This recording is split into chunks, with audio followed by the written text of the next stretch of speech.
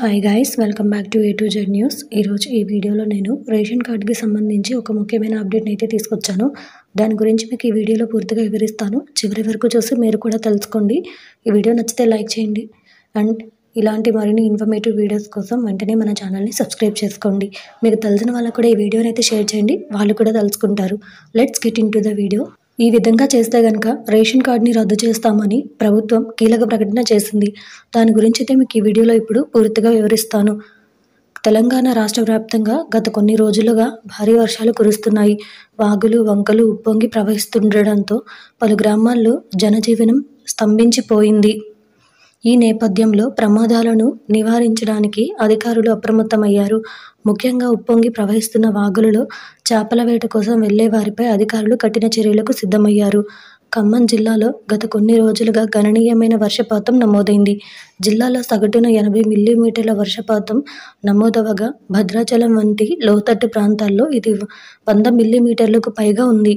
వాగులు, నదులు ప్రమాదకర స్థాయిలో ప్రవహిస్తుండడంతో ఏన్కూర్ తహసీల్దార్ శేషగిరిరావు కీలక హెచ్చరికలు జారీ చేశారు. వరద ప్రవాహంలో చేపలు పట్టేందుకు వెళ్లే వారిని గుర్తించి గ్రామ కార్యదర్శకులు ఇచ్చే నివేదిక ఆధారంగా వారి రేషన్ కార్డులను రద్దు చేస్తామని ఆయన స్పష్టం చేశారు.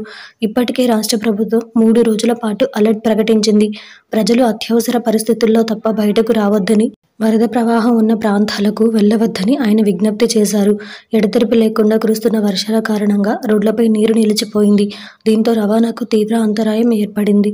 లోతట్టు ప్రాంతాలు నీట మునిగాయి. ఈ పరిస్థితుల్లో సహాయక చర్యలు చేపట్టడానికి అధికారులు బృందాలను సిద్ధం చేశారు.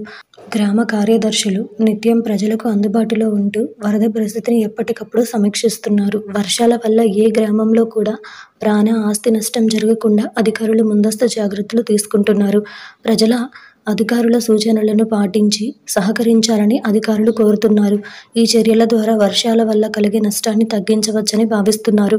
కొన్ని కుటుంబాల్లో ఉదయం లేచిన తర్వాత చేపలు పట్టేందుకే వెళ్తుంటారు.